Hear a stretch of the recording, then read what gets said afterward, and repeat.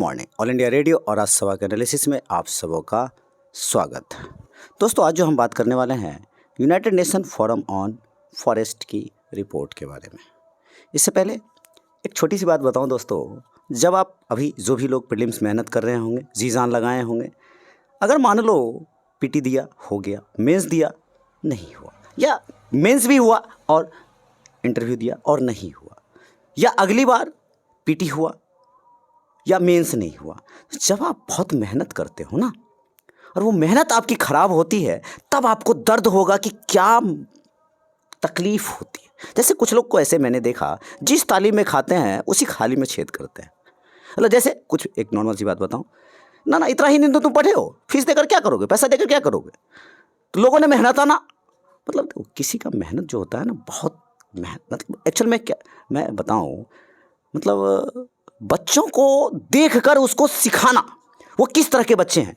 यकीन मानो, मैं विलेज में काम कर रहा हूँ, जब आते हैं तो एकदम जीरो, और जीरो से 10%, 20%, 30% तक लेके जाना अपने आप में, but I have done good job.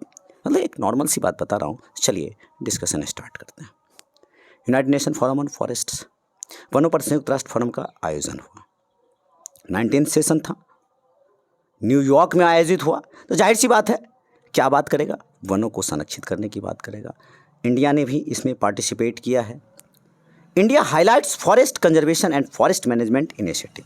India ने फॉरेस्ट को कैसे मैनेज किया जाए और क्या इनिशिएटिव इंडिया ने लिया, इस पर बात की और कही। पूरे विश्व पटल पर भारत अपनी बात बता रहा है। यहाँ तो गांव में सिर्फ अपने मतलब स्वार्थ के लिए अपने लोगों ने अपने लिए ही सोचा। तो इस तरह के लोग होते हैं जो महा सेल्फिश टाइप होते हैं। गांव का डेवलपमेंट कभी नहीं सोचते हैं, कभी नहीं। देखो, आप वही लंबा पढ़ाई कर रहे हो, ये करेंगे वो करेंगे, यहाँ तो क्या कहें, चलिए लंबा फेंकने वाले बहुत लोग मिलते हैं। Continuous increase in forest area, मतलब इंडिया का जो फॉरेस्ट एरिया है वो बढ़ता जा रहा है। इंडिया पूरे विश्व में तीसरे पोजीशन पर है जो अपने फॉरेस्ट को बढ़ा रहा है। देखो, छोटे छोटे शब्द है, इंपॉर्टेंट है। Next, India has given high priority biodiversity and wild life conservation. India ने हाई प्रायोरिटी दिया है। Next, project tiger and project elephant भी बहुत अच्छा काम कर रहा है। इस तरह की से बातें इंडिया ने हाईलाइट किया है। इंटरनेशनल बिग कैट अलायंस की बात की इंडिया ने।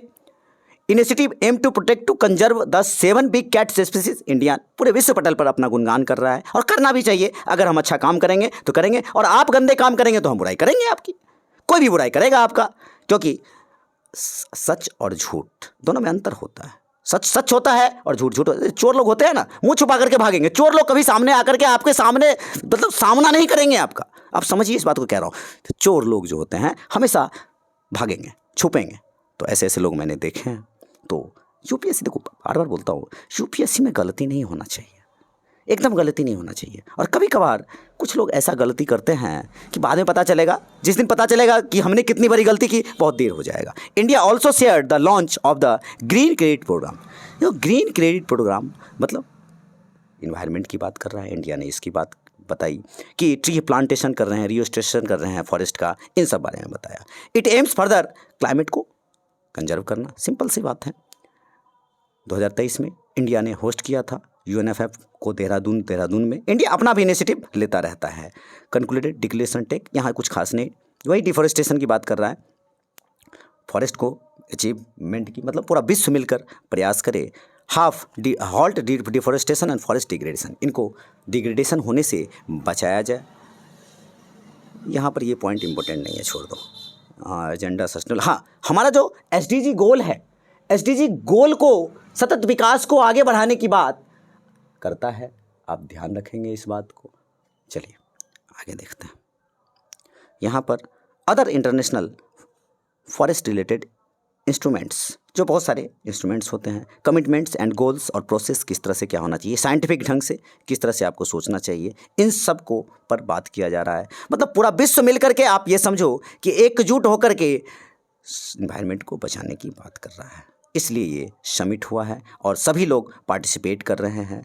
और जो सोशल इकोनॉमिक इन्वायरमेंटल बेनिफिट्स हो, सामाजिक रूप से, आर्थिक रूप से, हर तरह से ये जुड़ा हुआ है, उस प्रॉब्लम को पहचानिए और उसको दूर कीजिए।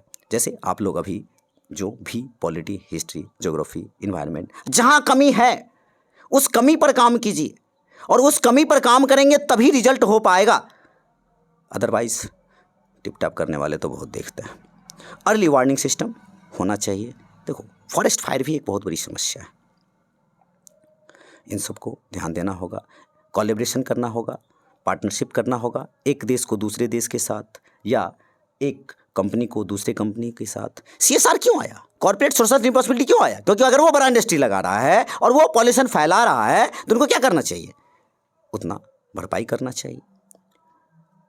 स्ट्रेंथ फॉरेस्ट लॉ इन्फोर्समेंट, जो हमारे रूल्स हैं फॉरेस्ट को लेकर के, चाहे विश्व भर में जो भी है, जितने भी प्रोटोकॉल है एनवायरनमेंट से लेकर के, इन सब पर बात होना चाहिए। जैसे नानसेन कन्वेंशन हो गया, या फिर आपका क्योटो प्रोटोकॉल हो गया, ये वियना कन्वेंशन हो गया, इन सब को अच्छे तरीके से वर्क होना चाहिए। नॉलेज बढ़ाना चाहिए लोगों में, साइंटिफिक ढंग से बच्चों में, स्कूल में इंटीग्रेट करना चाहिए। इस तरह की चीज़ें होनी चाहिए।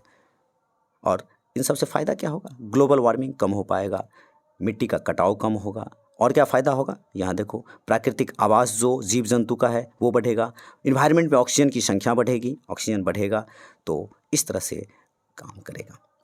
एक छोटा सा फैक्ट बताना चाहता हूँ। फ़खरुद्दीन अली अहमद, ये दूसरा आर्टिकल है। फ़खरुद्दीन अली अहमद के बारे में पूछूँ आपसे, कितने नंबर के प्रधानमंत्री थे? 5वें या 6ठे? तो ये आप सोचिए, आई थिंक 5वें थे। अच्छा, पहले मुस्लिम थे या दूसरे थे? दूसरे मुस्लिम। अच्छा, फ़खरुद्दीन अली अहमद क्यों फेमस?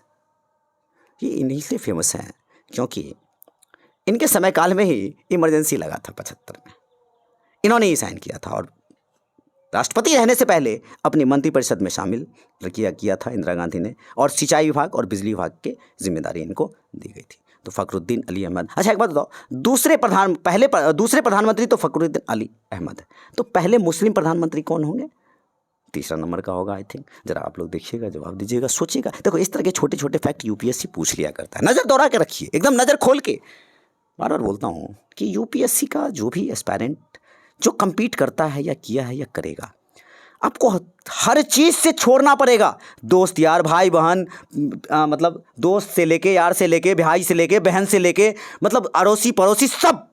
अगर ऐसे घटिया लोगों से, कुछ गंदे लोगों से, मतलब जो आपको डिस्टर्ब करेंगे, इवन घर में ऐसी कोई समस्या होती है, कुछ मत सुनो, बस अपने वर्क पे फोकस करो। UPSC तभी होगा, अदरवाइज़ आप अपने आप से झूठ बोल रहे हैं। तो आज के डिस्कशन में इतना ही था। Thank you.